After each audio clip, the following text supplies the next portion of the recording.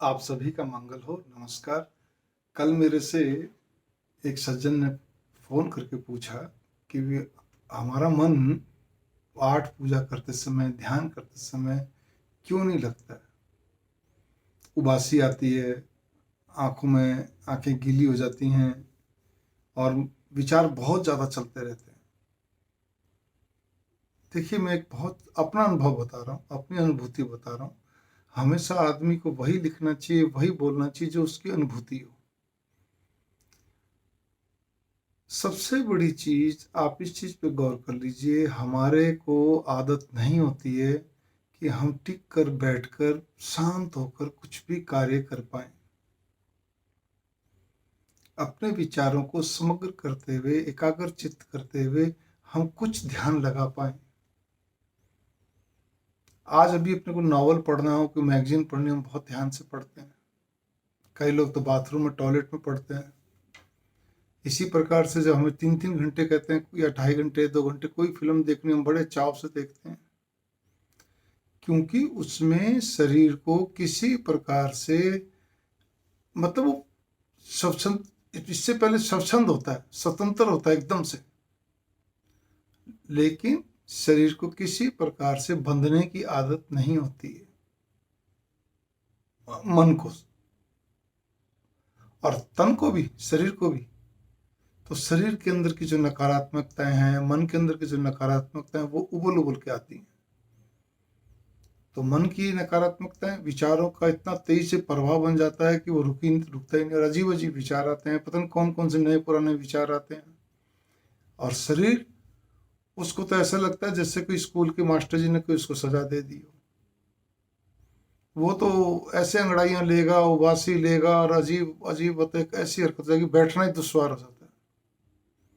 तो मेरी भावना यहाँ पर बहुत सरल सी है कि यदि आप भक्ति के अंदर चलते हैं तो एक बार तो इस चीज़ की परवाह नहीं करें, पहला पॉइंट। दूसरी चीज़ ये, आप जो भी देवी देवता के, देखिए पाठ पूजा करना अलग होती है, लेकिन जो जाप पकड़ते हैं, एक जाप, बहुत बार इस पे वीडियो बन चुकी, मैं लिख बोल चुका हूँ और भी बहुत।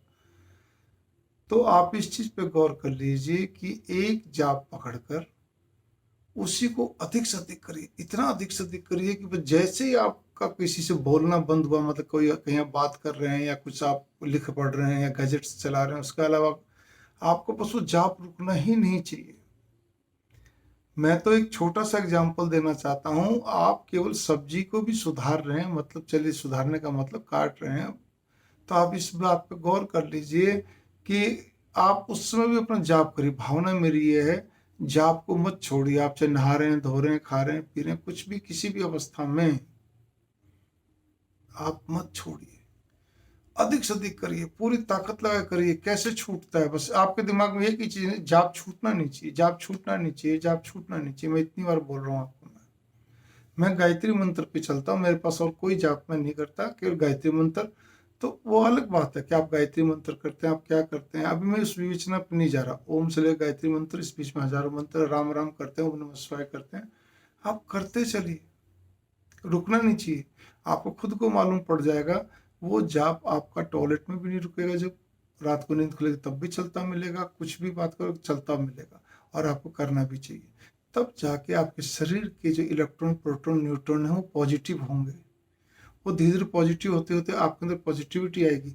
फिर आप जब कोई पाठ करेंगे, आप मतलब कोई भी, जैसे मान लीजिए आपने रामचरितमानस लेके बैठ गए, भागवत क्या कहते हैं महापुराण लेके बैठ गए, उसका एक 12वां स्कंद, 11वां 12वां, जिसमें 12वां स्कंद बहुत गजब का है भागवत महापुराण का, वही असली क्या कहते हैं उसका मर्म है। रामचरितमानस का उत्तरकांड जो असली मर्म तो वही है। इसमें यहाँ बात हो रही है भक्ति भाव की।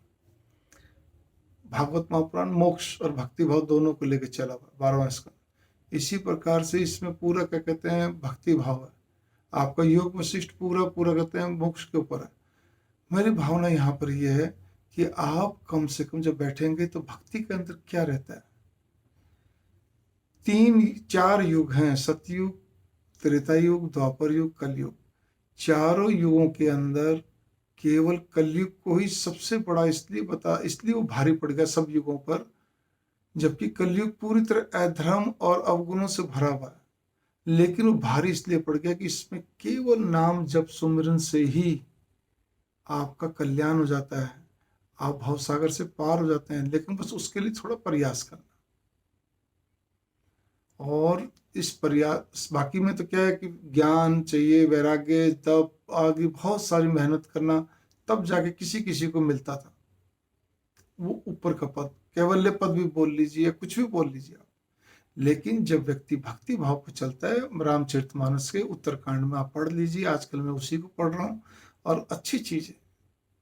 मैं तो, मेरे बार बार पढ़ते पढ़ते रोम पुलकित से हो जाते हैं, एकदम से खड़े हो जाते हैं बीच बीच में, आंखों में से एक निर्झर एक कहते हैं ना अश्रुधारा बह पड़ती है।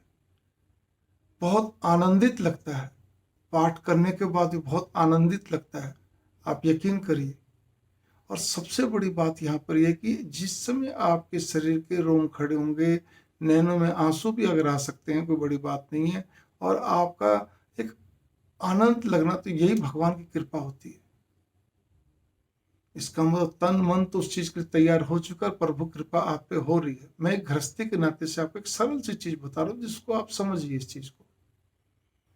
उसके साथ साथ कम से कम भी जब से पढ़ना शुरू करा उत्तरकांड में, मैं बीच बीच में कई बार रो चुका हूँ, पता नहीं क्यों, मुझे नहीं मालूम।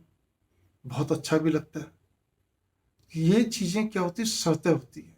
जो मेरा अभी इन्हीं दिनों का अनुभव हुआ है, इसी क्या कहते हैं अगस्त के महीने का, मैं उसी की बात ही कर रहा हूँ आपसे। जुलाई से शुरू करा था, और ये अगस्त से, जुलाई के लास्ट वीक से। आप इस चीज पे गौर करके चलिए। नहीं, अगस्त 10 दिन हो गए ना, आज खत्म हो जाएगा, आज समाप्त हो जाएगा। तो आप इस चीज पे गौर करके चलिए कि ये बहुत ही एक स्वाभाविक प्रक्रिया है।